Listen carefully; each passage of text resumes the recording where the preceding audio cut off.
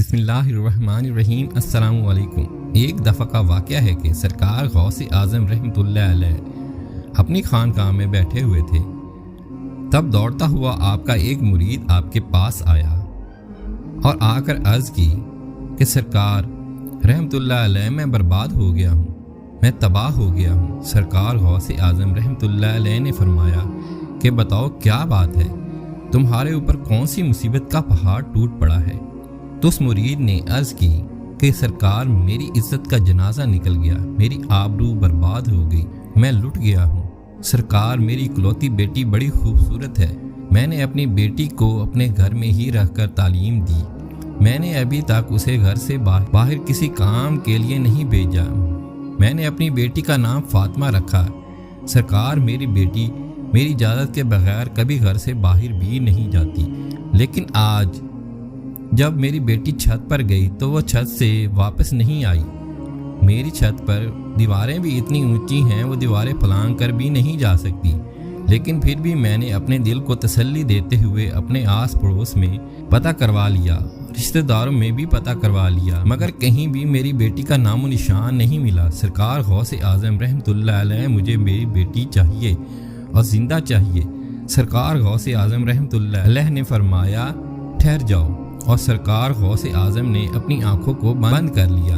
چند ہی لمحوں کے بعد آنکھیں کھولی، اپنے اس مرید سے فرماتے ہیں اپنے دل کی بےتابی کو دور کر دو، تمہاری بیٹی آج ہی ملے گی اور زندہ ملے گی۔ پھر سرکار غوث اعظم رحمۃ اللہ علیہ نے فرمایا اے میرے مرید، کیا تم جانتے ہو کہ قرب ویرانے کو؟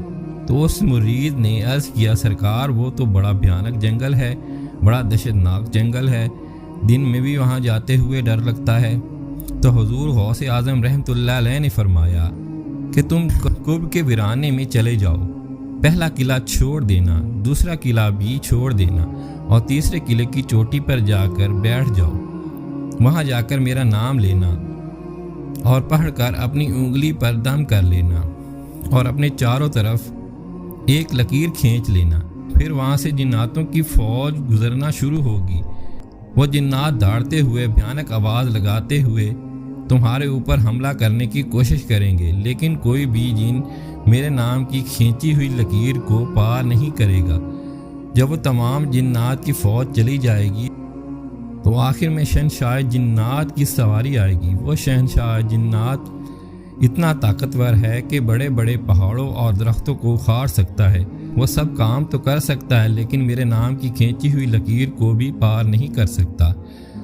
پھر وہ جنات آپ سے پوچھے گا، آپ اس کو اپنی پوری داستان بتا دینا کہ میں حضور غوث اعظم کا مرید ہوں، انہی کا بھیجا ہوا ہوں، مجھے میری بیٹی آج ہی چاہیے اور زندہ چاہیے، پوری عزت کے ساتھ چاہیے۔ اگر میری بیٹی کو کچھ ہوا تو میرے پیر کے کفر سے پوری قوم جنات کو کوئی نہیں بچا سکے گا۔ حضور غوث اعظم کا یہ مرید قرب کے ویرانے کی طرف چل دیتا ہے، 2 قلعے چھوڑنے کے بعد تیسرے قلعے پر بیٹھ جاتا ہے، قرب کے ویرانے پر جا کر حضور غوث اعظم کا نام لے کر اپنی انگلی پر دم کرتا ہے اور چاروں طرف لکیر کھینچ کر بیٹھ جاتا ہے۔ جنات کی فوج گزرنا شروع ہو جاتی ہے، بڑے بڑے خطرناک جن گزرتے ہیں، اس پر ہر طرف سے حملہ کرتے ہیں، لیکن سرکار غوث اعظم رحمۃ اللہ علیہ کے نام پر کھینچی ہوئی لکیر کو جب وہ چھوتے ہیں تو اس سے ٹکرا کر بھاگ جاتے ہیں۔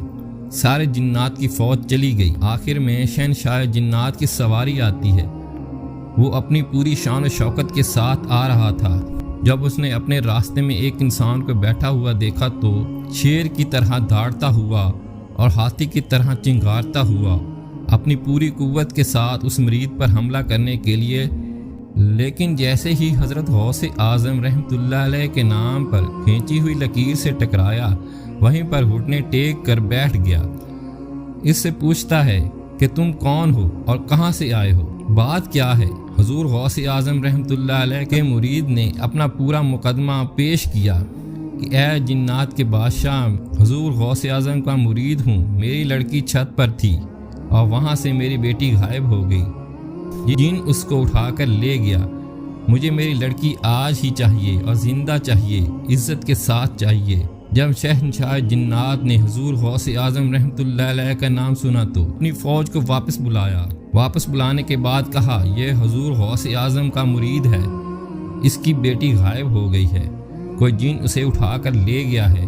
تم پوری دنیا کے کونے کونے میں پھیل جاؤ، سمندر کی گہرائیوں میں اتر جاؤ، کنوؤں کی گہرائیوں میں اتر جاؤ، پہاڑوں میں ویرانوں میں تلاش کرو، جنگلوں میں تلاش کرو، آبادی میں تلاش کرو، جیسے بھی ہو اس لڑکی کو لے کر آنا، اور جو جن اس لڑکی کو لے گیا اس کو بھی لے کر آنا۔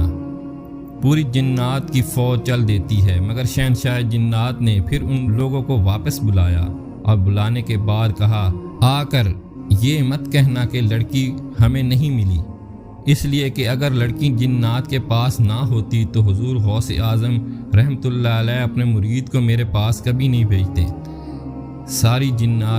ساری کی ساری جنات سمندروں کی تہہ میں، کھنڈروں میں، آبادی میں، ویرانوں میں، جنگلوں میں، پہاڑوں میں لڑکی کو تلاش کرنا شروع کر دیتے ہیں۔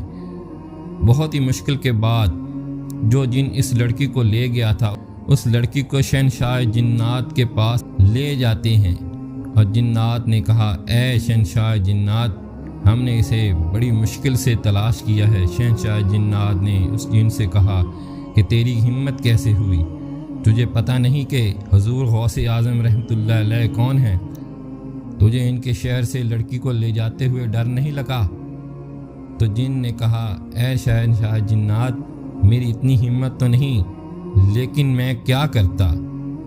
ہوا میں اڑتا ہوا جا رہا تھا کہ یہ لڑکی اپنے مکان کی چھت پر اس انداز میں کھڑی تھی کہ اس کے بال بکھرے ہوئے تھے، اس کا چہرہ کھلا ہوا تھا، اور یہ اپنے ناز و انداز میں کھڑی ہوئی تھی۔ شہنشاہ جنات نے کہا کہ تم نے پوری قوم کے جنات کو خطرے میں ڈال دیا، اگر یہ شیخ صاحب جلال میں آ جاتے تو پوری قوم جنات کو